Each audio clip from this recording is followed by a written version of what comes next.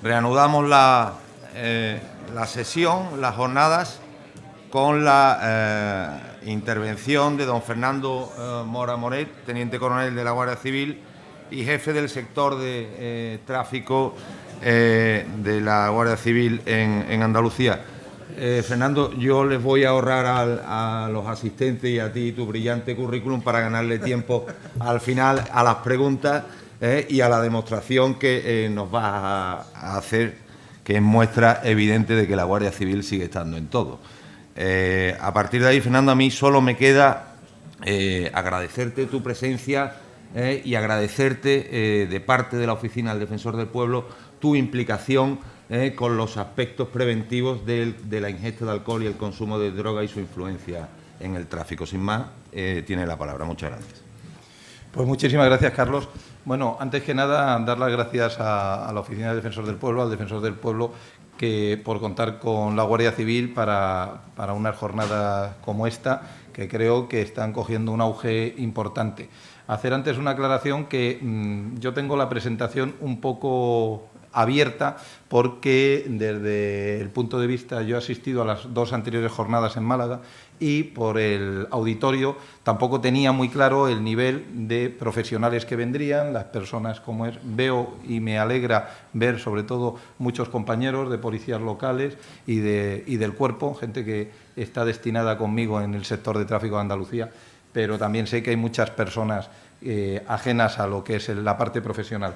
Y bueno, desde el punto de vista formal, había hablado con Juan Carlos del tema de las presentaciones porque había que ver cómo trabajarlas las dos. Y es curioso porque creo que ha sido un solape perfecto, ya que, según veo yo en la organización, es muy curioso porque tenemos en un primer momento la parte importante del proyecto DRUID como una parte más bien teórica, como él ha hecho su explicación, basado en datos que se han hecho en estudio, es como un punto de partida. Luego se habla que el proyecto DRUID acabó en el 2011 y nosotros en el 2011 hemos empezado con las pruebas de drogas y ya digamos que nosotros somos la parte que continúa en la ejecución. Luego, viendo la mesa que tenemos, en la que la siguiente fase, que es la fase judicial, tenemos a Luis Carlos como fiscal coordinador de seguridad vial, más los representantes de la formación, que es algo fundamental en este tema, de las víctimas, cosa que creo que es en la fase final y tenemos que tener en cuenta eso.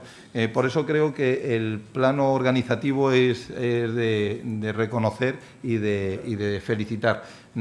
Pues bueno, cuando yo hago mi presentación hablo de la prevención del consumo de alcohol y drogas. La presentación de la jornada era seguridad vial y drogas, pero como bien ha dicho Juan Carlos, el mismo proyecto DRUID, como una de sus conclusiones, es que la prioridad debe ser la prevención del alcohol. Las drogas, por supuesto, que vamos a seguir en ellas y vamos a avanzar lo más posible, pero tenemos que tener en cuenta que la prevención fundamental es el alcohol. Y nosotros, en lo que voy a hablar e incidir más importantemente, es en los conocidos como controles de alcoholemia, los puntos de verificación que hacemos. Vamos a hablar, como no puede ser de otra manera, de los controles de alcoholemia y en la fase específica del tema de drogas. Bueno, pues para no entretenernos y ir rápido, vamos a ir avanzando. Como introducción, pues vamos a abordar, en este caso, desde el ámbito de vista policial, esos controles de lo que hablamos y, sobre todo, una parte final, que son los protocolos de actuación en materia de alcohol y droga. El objetivo, pues, es erradicar un problema de difícil solución. Está claro que el alcohol y las drogas están presentes y hemos hablado que es un reflejo social los conductores, pero está claro que los que tenemos hijos jóvenes sabemos que el alcohol y las drogas, por desgracia, en gran medida, están muy presentes y hay mucha gente que no tiene la conciencia suficiente de que conducir bajo esto, después de haber consumido, produce una serie de alteraciones y unos efectos que son negativos. Se ha hablado, he puesto ahí el 25, está equivocado, es el 45, se ve que al final en los cambios, el 45% se ha hablado claramente de los conductores fallecidos en accidente presentaban restos de alcohol y drogas en su cuerpo. Este dato del que se ha hablado, y además, según ha presentado una transparencia muy ilustrativa Juan Carlos, está en crecimiento. O sea, es que lo que se ha visto en estos estudios es que no desaparece, no está subiendo a un ritmo muy grande, pero de un 40 a un 45% ha ido subiendo. ¿Qué voy a presentar? Pues primero vamos a hablar de un marco normativo. Yo, como decía, no sabía muy bien cuál era el auditorio, vamos a especificar un poco cuál es el marco normativo en el que nos movemos. Hablaremos de los puntos de verificación, de los controles de carretera. Hablando de ellos, he traído aquí, no es que sea un representante comercial, que me han dicho por aquí, he traído una serie de material solo de lo que estamos utilizando en la agrupación de tráfico para que al mismo tiempo que lo veamos gráficamente en las transparencias, se vea físicamente en la presencia que tenemos. Luego hablaremos de los aspectos procesales. Esos son, los protocolos de actuación, perdón. Los aspectos procesales hablaremos en parte y, por último, de las estadísticas.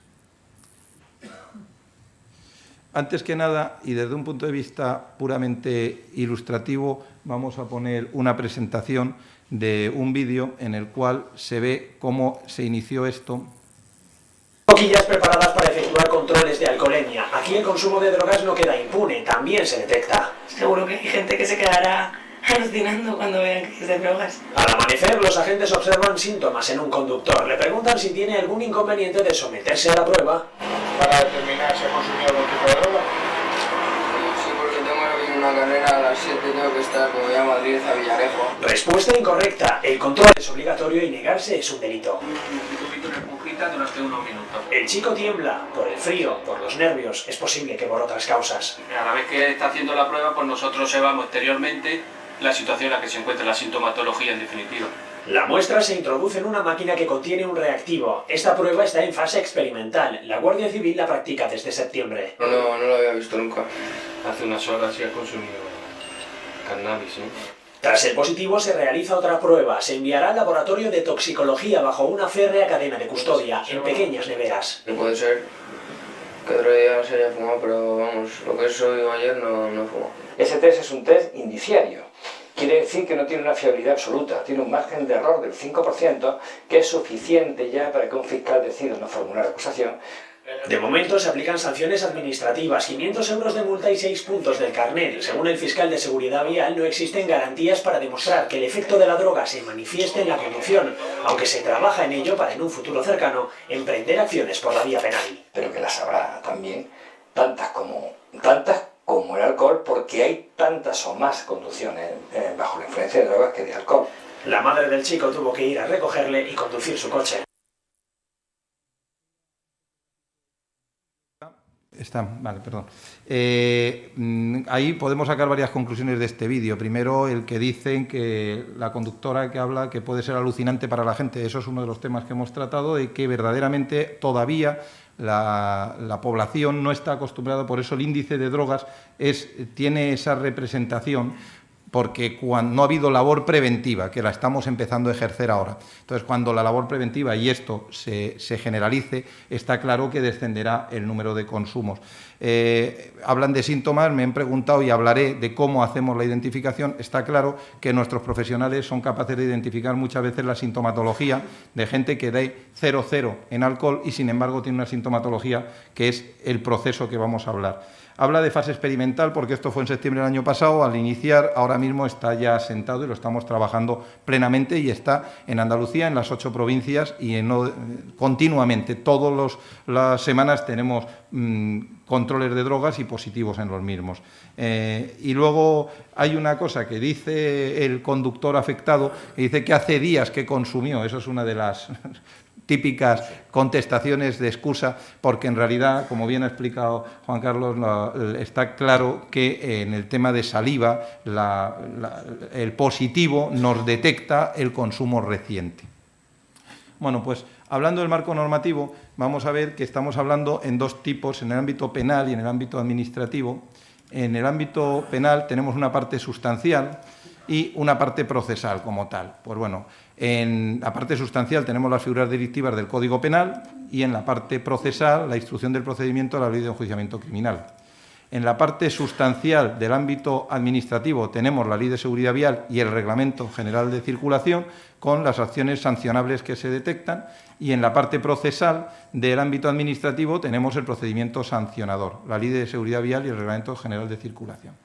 Bueno, aquí algunas reflexiones del marco normativo, los artículos que tenemos que afectan, el 379.2 y el 383, de ejercer la conducción en el ámbito penal, tiene que ejercerse la conducción de un vehículo a motor o ciclomotor, ser sujeto imputable, está claro, haber consumido drogas tóxicas, estupefacientes, psicotróficos o bebidas alcohólicas, el hallarse bajo su influencia, o ahora mismo ya el Código Penal nos establece una tasa mayor del 0,6 de alcohol en aire expirado, y lo único que en el 383 pues tenemos la negativa al sometimiento, que también es imputable. En el marco normativo del proceso penal pues tenemos que saber que debe ser ajustado a la legislación vigente. Esto fue en la modificación de la Ley de Enjuiciamiento Criminal reciente del 2010. Tenemos que debe ser policía judicial de tráfico con formación específica, de esto hablaremos, y bueno, pues la ESPA está haciendo sus cursos, nosotros por parte de Guardia Civil tenemos nuestra formación específica. La obligación de someterse, estamos haciendo pruebas salivares en drogas y de insuflar aire en alcohol, que es lo que ya han explicado claramente. La sujeción a las normas de la realización de las pruebas, que eso nos tenemos que adaptar nosotros, el derecho que tiene el ciudadano a una prueba de contraste y, por último, bien decía ahí, una rigurosa cadena de custodia que nos obliga a ser muy rigurosos en esto. En el ámbito administrativo tenemos que las bebidas alcohólicas existen a tasas en sangre y en aire, y en las drogas las ingesta que altere el estado físico y mental. Se procederá a la realización de las pruebas y los medios de prueba para proceder, obtenerlos. Esto hay que dejarlo claro, en el tema administrativo tenemos que siempre es con motivo de accidente, siempre se va a hacer esta prueba con motivo de accidente.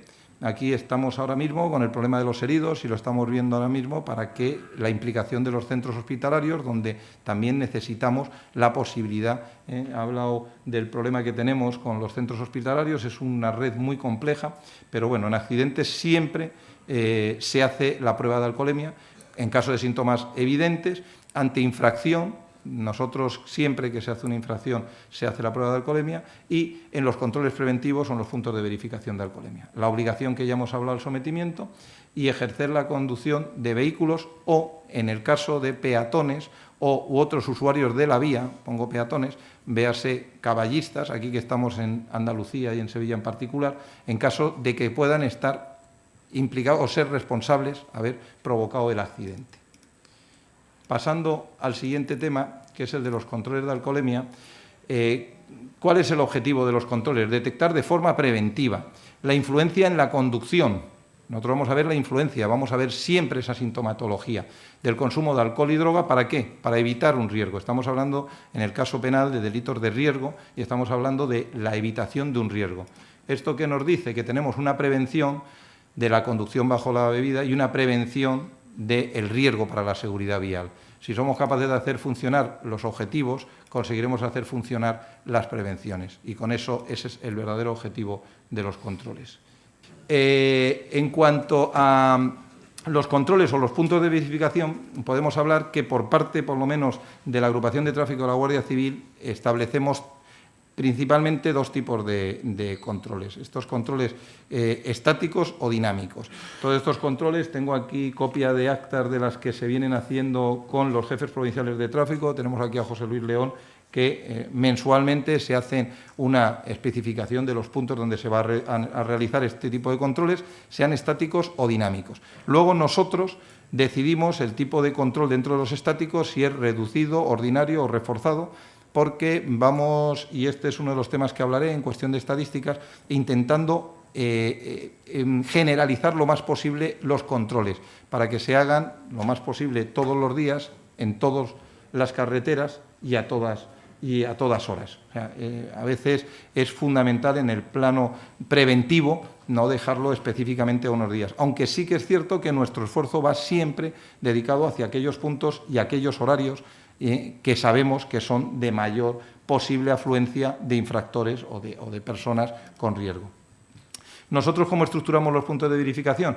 Hacemos un escalón de vigilancia y seguridad inicial para evitar, por ejemplo, en caso de retenciones, que en algún caso se produce, que no podamos producir un accidente, deben estar suficientemente bien señalizados.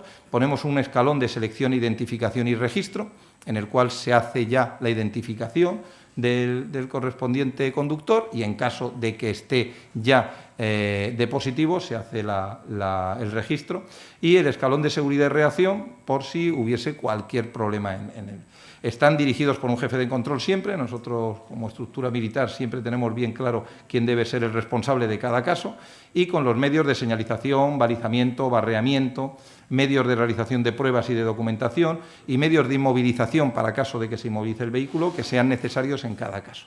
Está claro que a veces los controles los modificamos, tenemos que levantarlos porque entren muchos conductores con positivos o porque haya lluvia o cualquier otra situación. Vamos a hablar de puntos de verificación de alcohol y drogas.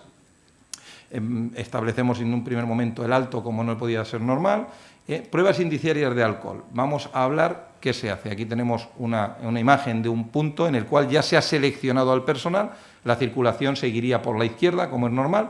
Se explica detalladamente al conductor qué se va a hacer. Luego se le tutela, se le ayuda, se le explica, porque no todo el mundo ha hecho un control en su vida y es necesario explicar cómo funcionan los aparatos que tenemos aquí, tenemos los modelos de aparatos de aproximación o digitales. Tenemos estos dos, los profesionales los conocéis sobradamente, los que sean profanos en la materia. En principio se hace la prueba.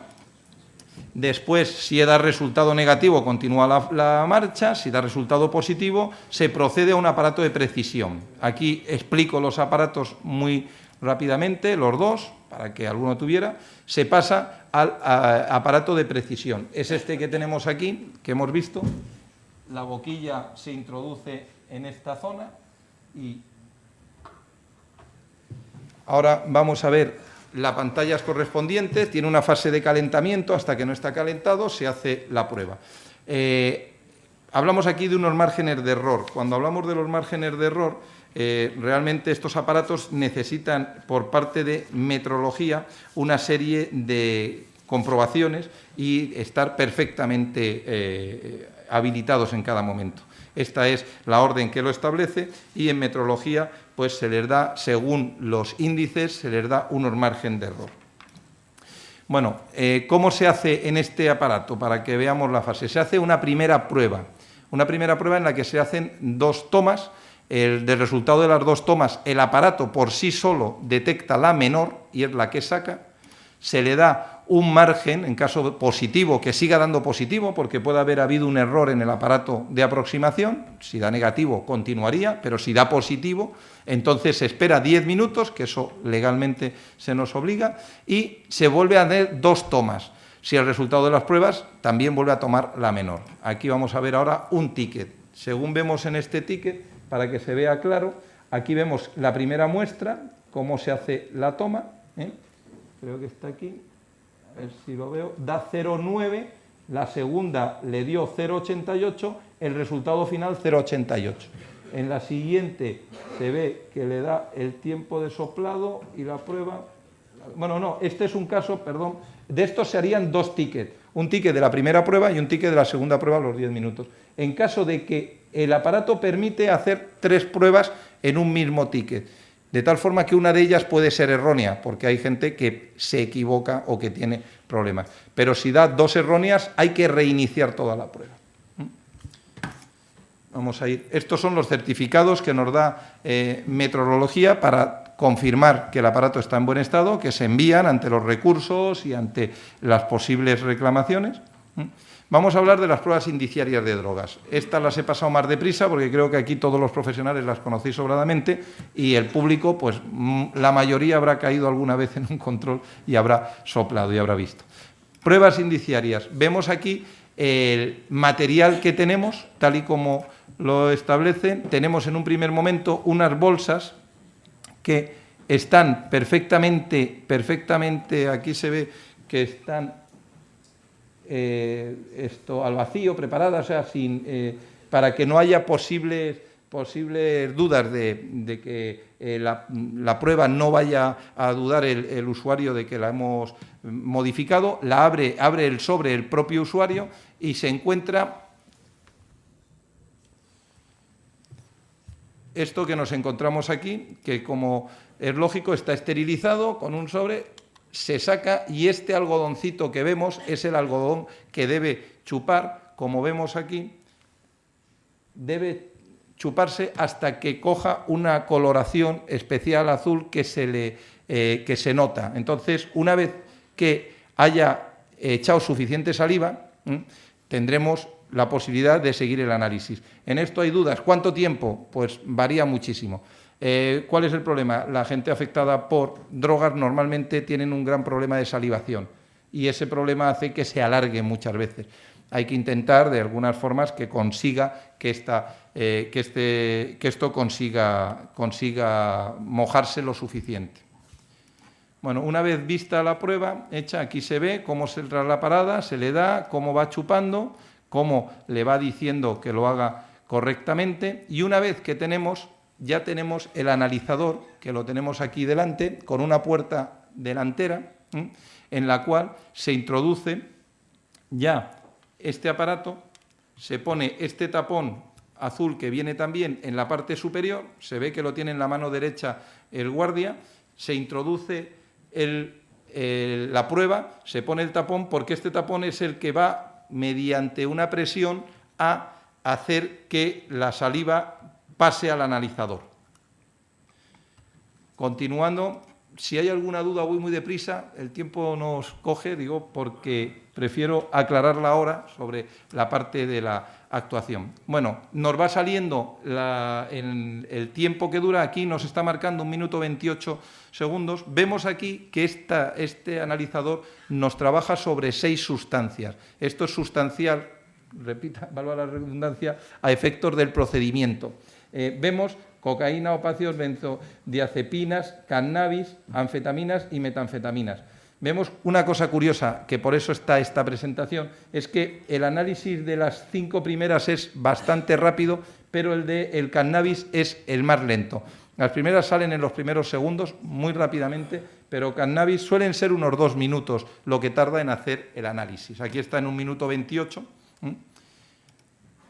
Una vez visto esto, tenemos una impresora que, bueno, ahora mismo está mediante Bluetooth, pero bueno, vamos a ver si le ponemos cables, ha pedido a la empresa, porque a veces tenemos problemas de conexión, pero bueno, ese es un chascarrillo más interno que otra cosa, y que nos saca el ticket que ya hemos visto.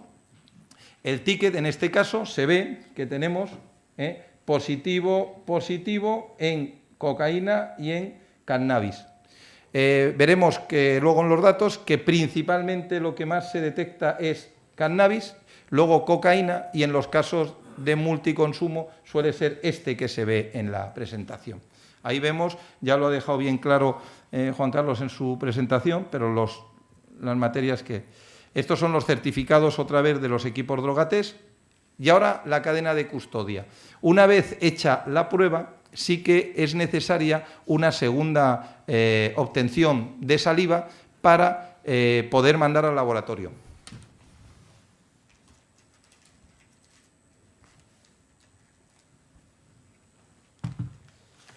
La prueba se obtiene en este tubo de ensayo, que luego se precinta adecuadamente, para que no haya dudas, se precinta delante del usuario, y luego tenemos que cada prueba viene con una serie, como se ve en los análisis cuando vamos a cualquier centro médico, una serie de códigos de barras con su numeración para que en todo momento, a la hora de hacer la remisión, se mete en estos sobres que vemos aquí, con su correspondiente documentación que acredita el movimiento de estas pruebas hasta el laboratorio.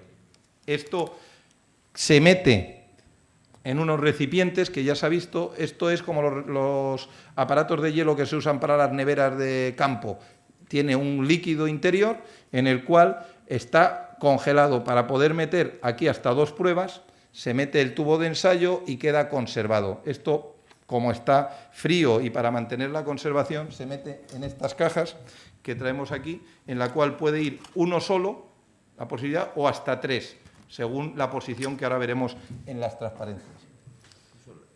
Ahí lo vemos, mejor dicho, que en esta transparencia se ve. Bueno, hemos visto el tubo de ensayo, la neverita que ya acabo de enseñar y antes he visto, y la caja donde se puede meter de uno solo mediante un sistema de sujeción que tiene, o hasta 3, y garantizamos la cadena de custodia.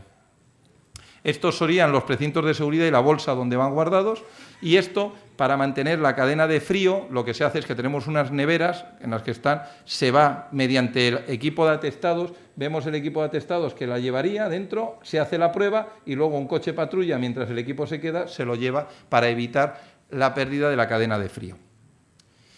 Cadena de custodia, lo he dicho rápidamente, vamos de tiempo un poco justo. Hay tiempo, ¿eh? Vale, ¿hasta qué hora tengo que hacer? No sabía si era hasta y media o... Por eso digo, para ir un poquito ajustadito. Vamos a ser flexibles, es decir, pretendo que... Vale, bueno. El tema de la documentación a aportar son documentos tanto en la cadena de custodia como a la hora de hacer las pruebas. Y este sería el informe que ya nos manda el centro de análisis en el cual nos da el positivo. Nos pone la metodología de la analítica y demás.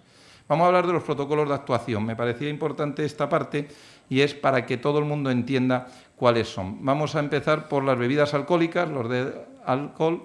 ¿Negativa someterse a la prueba? Si no tiene síntomas, se hace un atestado por negativa. Si tuviera síntomas, se harían 2 atestados, uno por negativa y otro por la sintomatología. Esto hay que tener en cuenta que en caso de conductores de bicicletas, usuarios de la vía implicados en accidentes, no sería de Código Penal, sino sería administrativo. Ahora, si pasamos a la parte de que nos da el resultado positivo mayor a 0,60, se haría el atestado correspondiente con el ofrecimiento, como no puede ser por menos, de la prueba de contraste y en caso concreto, eso ya serían casos muy especiales, se podría hacer el protocolo de drogas porque tenga unos síntomas tan evidentes que queramos ampliar el atestado, hacer un atestado con muchísima más influencia para que luego a la hora de enjuiciar esta conducción se vea que no es que solo tenga 0,70 de alcohol, sino que es que encima había consumido, con lo cual eso sería un caso muy excepcional. Si es menor a 0,60, denuncia administrativa, el ofrecimiento correspondiente y lo mismo, el protocolo de drogas en caso necesario. Pero lo normal es que, como hemos dicho al principio, siempre lo primero que se va a hacer va a ser drogas. Si da resultado negativo, no hay sintomatología de drogas, ninguna acción penal ni administrativa y se le deja condenar. Si vemos la sintomatología de influencia de drogas, protocolo de drogas. Esto, digamos que es el procedimiento normal. Primero hacemos pruebas de alcoholemia. Si da alcohol, nosotros vamos por la vía de la alcoholemia, sea penal, sea administrativa. Ya, si una vez que ha dado una tasa baja o 0,0 y se ve lo que hablábamos antes en el vídeo, temblor, habla balbuceante, una actitud agresiva. En esto, lo veremos en datos, nuestros guardias tienen un grandísimo ojo para detectar los correspondientes. Se haría ya las pruebas de alcoholemias. Este es el anexo que se hace a la denuncia. Y bueno, la ficha de sintomatología, tampoco querría entrar en detalles. Ahora nos vamos al protocolo de drogas. Si hablamos del protocolo de drogas, se realiza la prueba del test salivar.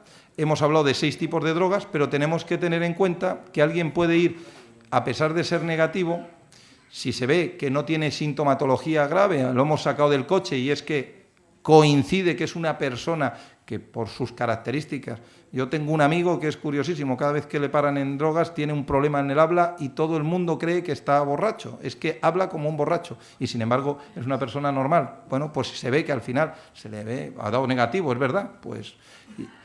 Ahora, da positivo, pues está claro que el acta de sintomatología y se hace la muestra confirmatoria. Ahora, nos da negativo, pero vemos que tiene síntomas y vemos que está claramente afectado. Puede ser que haya una sustancia fuera de estas 6. Puede ser que haya una sustancia fuera de estas 6 que le haya afectado. Esto no es el caso normal, pero haríamos el correspondiente acta de sintomatología y mandaríamos la muestra confirmatoria, exactamente igual. Y ya se movería la cadena de custodia. Vamos a ver la muestra confirmatoria. Venimos de la transparencia anterior y hablamos de la muestra confirmatoria. ¿Cómo sería? Remisión al laboratorio. ¿Con solo síntomas generales? Pues se hace la denuncia administrativa, la inmovilización del vehículo correspondiente. Al mismo tiempo, el ofrecimiento de acciones y luego lo que haríamos era esperar el análisis, remisión del resultado y una vez que tenemos el resultado remitido lo mandamos como denuncia administrativa, que ya está hecha. Si vemos que con síntomas genéricos y específicos, o sea, vemos que ya no es solo una simple consumo, sino que tiene una actitud que nos detecta claramente que puede ser algo más grave, entonces se haría unas diligencias con la inmovilización del vehículo y el mismo proceso. Primero el ofrecimiento de la prueba de contraste, el análisis, la remisión del resultado y con la remisión del resultado se adjuntan las diligencias. Ahora vemos la imposibilidad de realizar prueba indiciaria de test salival.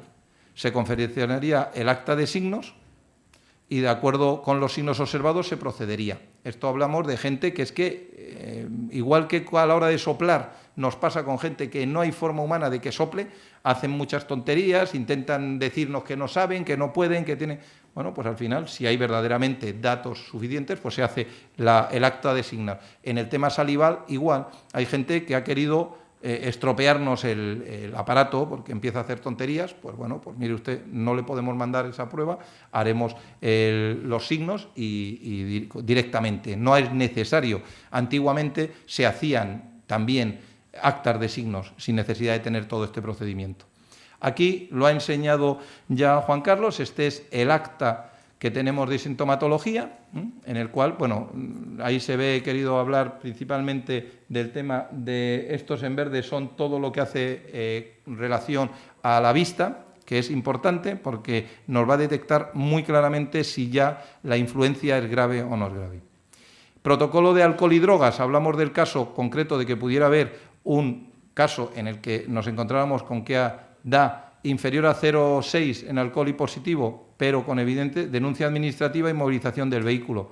Superior a 0,6 o positivo en prueba de drogas evidentes, pues entonces haríamos el atestado, pero haríamos un solo atestado. En el caso administrativo se harían 2 denuncias, porque son dos artículos distintos.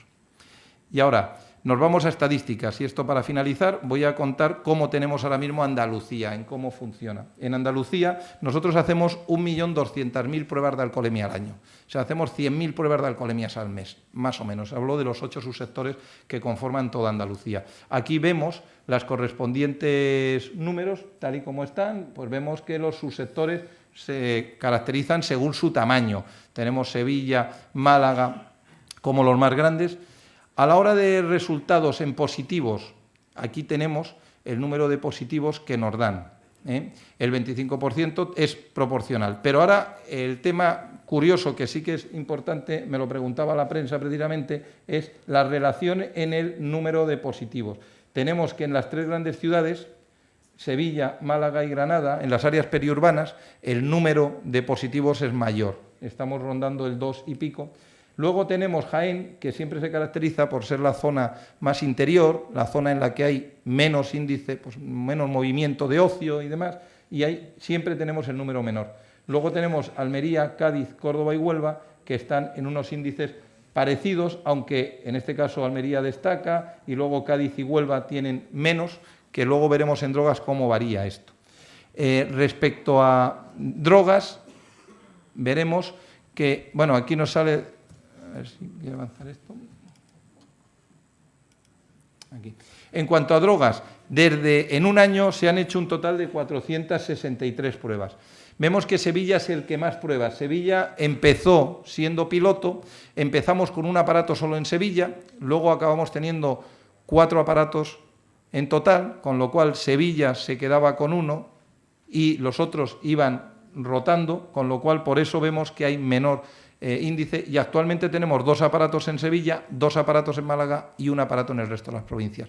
Sabemos que se va a hacer una gran inversión por parte de DGT, con lo cual vemos que por eso no extrañe las cifras. El 50% se lo llevan Sevilla y Málaga y Sevilla el mayor volumen. Aparte de que son los 2 subsectores más grandes y que son los subsectores que también trabajan muy bien en este tema.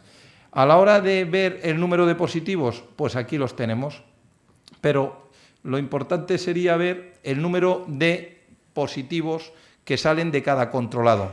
Aquí nos vemos que la cifra total es el 63%. Claro, si cogiéramos esta cifra fríamente, diríamos el 63% de los conductores que hay en la carretera conducen bajo influencia de drogas. No, esto quiero aclararlo porque es una de las grandes dudas que surgen. No, nosotros hacemos una selección de una selección y dentro de esa selección está el espabilamiento del guardia, que los hay más hábiles y menos hábiles y que sea capaz de detectarlo. Porque ya hemos dicho que si da positivo en alcohol, lo quitamos, con lo cual todos los positivos en alcohol no se controlan en drogas, porque no es necesario. Ya han dado positivo en alcohol y la actuación, excepto esos casos excepcionales que hemos hablado de casos muy llamativos. Con lo cual, dentro de los que no han dado positivo, 0,0 o 0,10, dentro de unos márgenes, pero que se detecta esa posibilidad de que estén bajo influencia, se le identifica, se le saca del vehículo y ahí se vuelve a hacer otra prueba. Se habla más con él, se confirma, puede ser que de eso nos dé la sensación de que está bien y continuaría viaje, y ya en un caso, como he dicho, de una selección, se le hace la prueba. Vemos que estamos en unos niveles muy altos, quiere decir que el ojo de nuestros guardias es muy alto. Vemos como el 63%. Es curioso porque, así como en alcoholemia veíamos que Huelva y Cádiz estaban en unos niveles bajos, sin embargo, pues se ve que los guardias de Cádiz y de Huelva son más águilas a la hora de ver quién es. Luego tenemos Jaén en la misma situación y luego Sevilla, Málaga y Granada vemos que están parecidos. Volvemos a lo mismo. De esto yo quería hacer una aclaración, y es que las estadísticas, cuando hablamos de controles, la DGT tiene como objetivo para el 2020 bajar a que un 1% de los conductores no circule consumiendo alcohol y drogas. Eso es muy complicado. Yo tengo una estadística que salió de los Mossos de Escuadra en Cataluña y la analiza uno y se da cuenta uno de lo difícil que es hacer una estadística, porque nosotros, al final, nuestro trabajo va focalizado principalmente a aquellos sitios donde sabemos que las conductas están. O sea, nosotros los viernes por la noche y los sábados por la noche es cuando más controles hacemos. Entonces, no es cierto. Si fuésemos capaces de hacer el mismo número de controles los mismos días, a las mismas horas y en los mismos sitios, sacaríamos una muestra real. Lo que estamos sacando es una muestra viciada, y está viciada por una cosa lógica. Nuestra labor es preventiva, pero nuestra labor debe ir encaminada hacia el objetivo. Nuestra labor policial es preventiva, pero nosotros vigilamos allá donde va a haber robos. No nos ponemos a vigilar, como comprenderán, delante de la delegación del Gobierno donde hay 20 guardias. Pues no, aquello está ya vigilado. En este caso, lo mismo. Nosotros vamos a hacer las pruebas de alcoholemia en los sitios donde sabemos que va a haber. Y luego, por último, según las sustancias, hemos visto que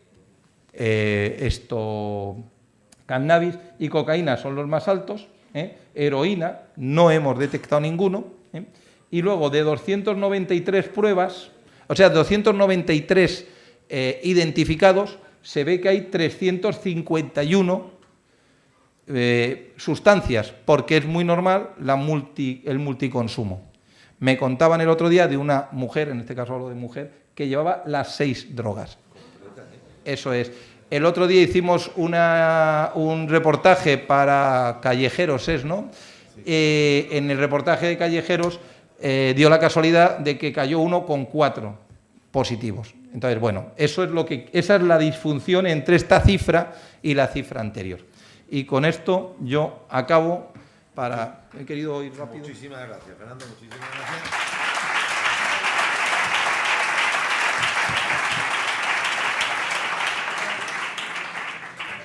Muchísimas gracias. Disculpa la presión a la que te hemos sometido, la presión del tiempo. Y con tu permiso voy a abrir un breve turno de preguntas, tanto en el público como en Internet. Empezamos por el público. Quien quiera... Bueno, antes de las preguntas, quiero decir que tengo aquí a mis sargentos, los equipos de atestados de Sevilla, pues Francisco Ramírez Florido, que en caso de que alguna pregunta sea específicamente técnica, ya que hemos traído, tiraré de él, más que nada, porque él es el experto a la hora de realizar estas pruebas, que yo estoy más en la dirección que en la ejecución.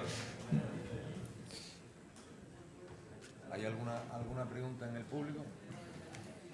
Parece que ha quedado claro.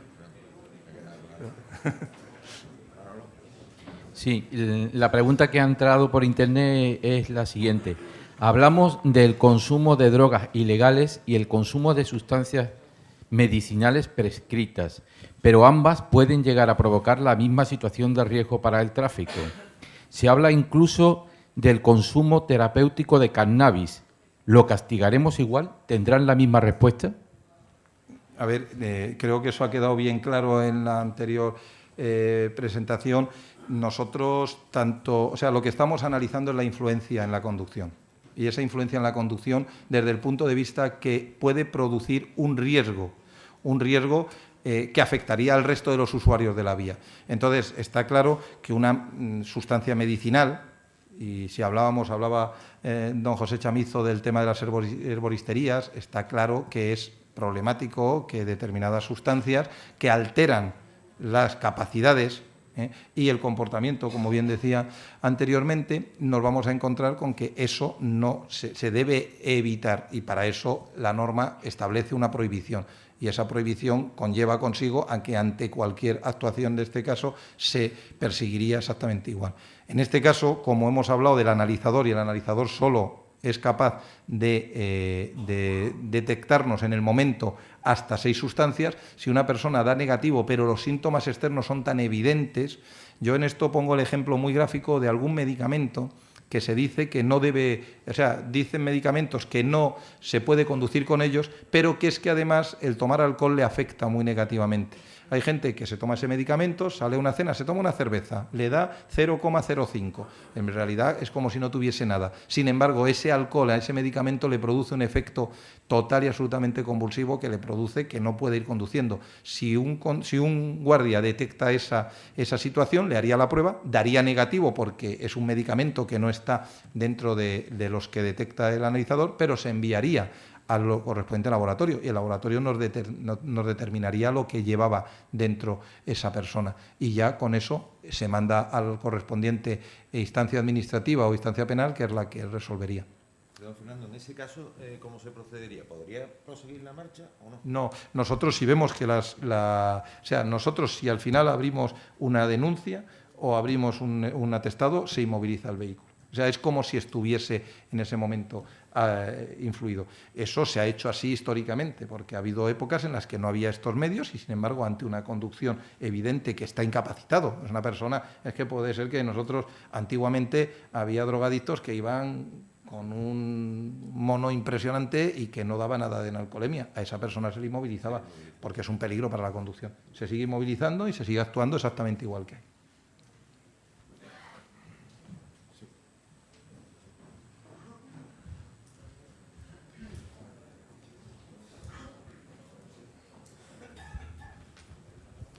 Hola. Hemos visto en el vídeo que parece ser que la Fiscalía era remisa a la consideración de los resultados de los test por el margen de error del 5% que parece ser que tiene este tipo de pruebas. A mí me gustaría saber de las 463 controles que parece que se han hecho en materia de drogas, el número de diligencias penales que se hayan remitido a los juzgados, si se tiene ese número, y esas diligencias al final, ¿qué resultado han tenido en la tramitación penal? Bueno, hasta ahora nosotros en este tema, en ámbito penal, apenas está teniendo incidencia. Ahora mismo, de esas 400, son 2 las que se han mandado por diligencias. O sea, solo hay 2 casos en los que se han hecho diligencias. El resultado, no sé si lo hemos seguido, porque uno es en Sevilla, que fue hace... Los 2 son en Sevilla, el segundo también es en Sevilla, sí es verdad, que fue hace reciente. Es que uno es de hace ya tiempo y el otro es muy reciente. Yo no sé ahora mismo el resultado, no sé. Paco, ¿vosotros lo habéis seguido? ¿Sabéis? Ah, es que están... Los 2, sí. Por eso, esos han sido casos en los que ya, ante una sintomatología tan evidente y ante una situación que verdaderamente era grave para la conducción, de un riesgo muy elevado, entonces se hacen diligencias. Pero hasta ahora, la verdad es que como normalmente sí que está casi demostrado que el multiconsumo de alcohol y drogas es bastante habitual. Entonces, el que tiene una sintomatología muy evidente en en alcohol, o ha superado el límite de 0,60, ese ya pasa por atestado. Entonces nos dirigimos a la parte penal por vía de alcoholemia, y ya he especificado que habría algún caso muy concreto en el que, si vemos que dan alcoholemia positivo, aunque sea una alcoholemia, y creemos que es necesario, se hace también la prueba de drogas. Pero eso yo creo que eso sí que es muy excepcional. allí, bueno. Sí, muy buenos días. Soy Mario Arnaldo, de Automovilistas Europeos Asociados. Don Fernando ha puesto el ejemplo aquí en Andalucía y en otras, nos hemos encontrado en algún caso en otras regiones de España, especialmente rurales, ¿no? El caso de los jinetes. Y a mí hay un tema que me preocupa porque efectivamente nos ha puesto el caso de la exclusión solamente de los ciclistas. Pero claro, un jinete no es el conductor de un vehículo a motor. ¿No sería conveniente proponer una modificación desde el punto de vista penal para incorporar? Porque es que la retirada de los permisos de conducir, y estamos encontrándonos en algún caso, y es muy peligroso que una caballería en un hombre que ha bebido o está influenciado bajo los efectos de las drogas, pues pueda atravesar una autovía o una autopista, ¿no? Entonces, esta es una cuestión terminológica que sí me gustaría, y no sé qué incidencia tiene aquí en Andalucía, ¿eh? Muchas gracias. Sí. Mario, si hablamos de Andalucía y de Sevilla en particular, con la feria y el rocío, aquí el tema de jinetes es algo que por eso lo he señalado. O sea, no ha sido accidental, es que verdaderamente aquí tenemos una incidencia grande. ¿Que debería? Pues yo estoy en la línea de que un jinete puede provocar una situación muy grave.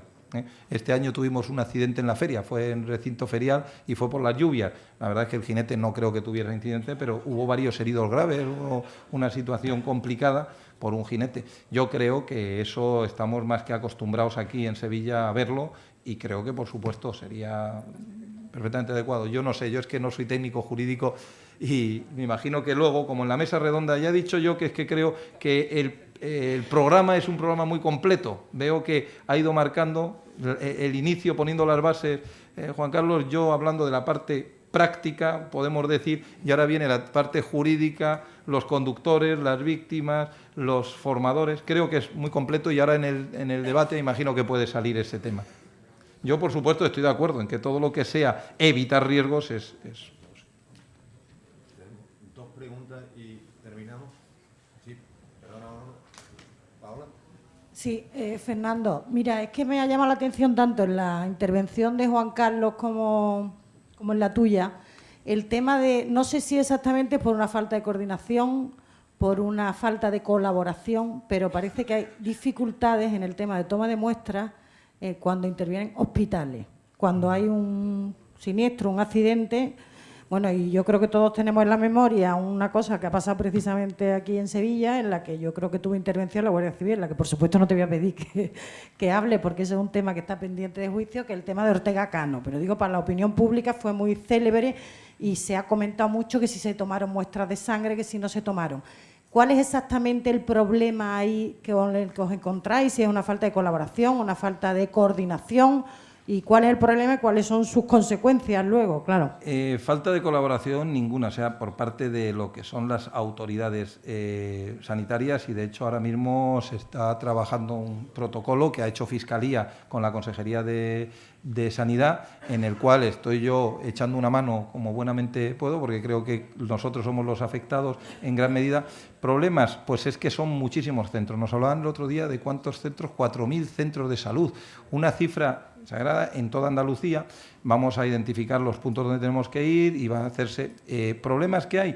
En realidad, lo que queremos decir es que cuando tú atiendes a una víctima, la víctima lo que vas buscando es su salud. Nosotros nos encontramos que el equipo de atestados va al centro médico.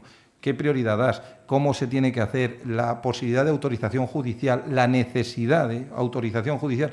Como digo yo, la posibilidad, porque a veces es un accidente a las 3 de la mañana y, como comprenderás, para dar un dato y pedir, es un tema complejo que lo que queremos decir con esto no es que haya un problema de colaboración ni de coordinación, que creo que estamos en la línea de entendimiento total. El problema es la ejecución, que es muy compleja, y nos lleva a que los datos no... Él ponía que está claro que el análisis de los fallecidos, por desgracia, esos pobres a todos los tenemos. El análisis, ¿cómo decías tú? Sí, hablamos de estadística. Y la estadística, hay sitios donde es totalmente fiable, sabes perfectamente lo que hay. Luego hay unos campos intermedios donde es muy difícil. Yo he hablado de la estadística de carreteras. Y yo, cuando planteo esto, digo, es imposible a mí que no me digan... Los Mossos daban unos datos que digo, vale, me los puedo creer, pero la estadística es muy complicada. Porque yo, si me pongo a hacer controles en la S30 los viernes a tal hora y en tal punto, te digo que me sale un porcentaje de parados y sobre los, o sea, de controlados sobre los positivos de un 15%. Sin embargo, me voy un martes a las 10 de la mañana y me sale un 0,001%. Claro, saber cuánta gente va conduciendo por las carreteras españolas bajo síntomas de alcohol y droga, eso se podría hacer un muestreo, yo lo he planteado, coger y hacer una serie de muestreos, pero tendría que ser una muestra que luego se generalizaría. El tema de los hospitales nos pasa eso, que hay momentos, y ya saca toda colación el tema de Ortega Cano, que ha estado en la prensa y que se ha conocido algo, que es complejo. Lo que hablamos es la complejidad del sistema. Y en eso tenemos que meter a unos profesionales, como son los sanitarios, que ellos en su función dicen, no, mi función no es policial, mi función es sanitaria, déjeme que yo tengo que hacer esto. Es complejo. O sea, que el tema ahí se reduce precisamente a que cuando es un herido muy grave, la prioridad evidentemente es la salud y no el ver si va bajo los efectos o no, pero no hay establecido un protocolo, incluso aunque vaya muy grave, que diga, en cuanto llega al hospital se toma una muestra y esta muestra va custodiada tal, que probablemente debería estar metido en un protocolo, ¿no? Pregunto. Te estás adelantando precisamente porque eso es lo que estamos ahora mismo trabajando. Mañana a las 11 de la mañana tenemos una reunión y estamos... Porque es un tema que se detecta y quizá Andalucía, se lo estaba contando a Juan Carlos, que les trasladaremos todo lo que haya a DGT a través de la agrupación de tráfico, porque verdaderamente es un tema que puede ser muy importante para poder pulir. Yo quisiera dejar una idea clara. No es un problema por falta de interés ni por falta de coordinación. Es un problema que la ejecución es muy compleja y hay cosas que hay que pulir. Esto ahora mismo yo lo he expuesto y está pulido, pero podemos hablar, y aquí está el sargento Ramírez, como he hablado, que cuando empezamos, hace un año, pues había muchas pegas, y Luis Carlos, que ha estado testigo, pues al principio, ahí en el vídeo que era de septiembre del año pasado, el fiscal de sala, Bartolomé Vargas, hablaba de una serie de cosas que ahora ya están ya superadas. Esto es lo que vamos. Yo creo que esa es nuestra función como funcionarios públicos, como servidores públicos, el ir avanzando, el ir luchando por mejorar. En ese campo estamos perfectamente metidos. Muchas gracias. Una última pregunta. En positivo por drogas, ¿cuándo se podría considerar que han desaparecido las causas de inmovilización y, por tanto, el usuario puede seguir conduciendo? Ese es un tema complejo y delicado, porque, bueno, la única posibilidad pasa por hacerle otra vez la prueba. Entonces, nosotros, en estos casos, lo que se hace, igual que se hace en alcohol, en el 90% de los casos, ningún conductor quiere que la inmovilización del vehículo sea permanente. Claro, cuando le decimos a uno, mire usted ha dado positivo. Hombre, está claro que cuando baje los umbrales, no los he puesto porque esto tiene unos umbrales, este aparato en concreto, o cuando bajara los umbrales, o cuando viésemos nosotros que la influencia, que estuviese en una situación de frescura, le hubiésemos visto, claro, lo has visto en una situación, lo ves en la otra, es un tema complejo. En alcohol está claro que sopla y sopla y sopla, se podría estar uno ahí 10 horas y cuando sople y baje de 0,29 dice, pues usted ya puede conducir. Lo normal es que todas las inmovilizaciones se resuelven o conduciendo un acompañante que previamente sometido a la prueba veamos que no tiene nada, o viniendo, como venía aquí, la madre del chaval a llevarse el coche. Pues Fernando, te reitero las gracias. ¿Hay otra pregunta? Pero es que me están... Sí, bueno, una última... Mañana tenemos reunión, dice, mañana tiene que ser reunión. Pues sí, mañana tenemos la reunión. Con el director del plan de laboratorios, el director del plan de atención urgencia y emergencias, lo que es el 061, la Dirección General de Asistencia Sanitaria, el teniente coronel de la Guardia Civil, que cuando va a estas reuniones va de uniforme. Para imponer. El fiscal, para imponer, el fiscal de seguridad vial, y de alguna manera responde a un convenio ya suscrito entre la Consejería de Salud y la Fiscalía. Mañana se constituye el grupo de trabajo para el protocolo. Lo que yo no sé si llevaremos a buen fin, lo intentaremos al menos, porque es lo que nos han pedido, ¿no? Muchísimas gracias.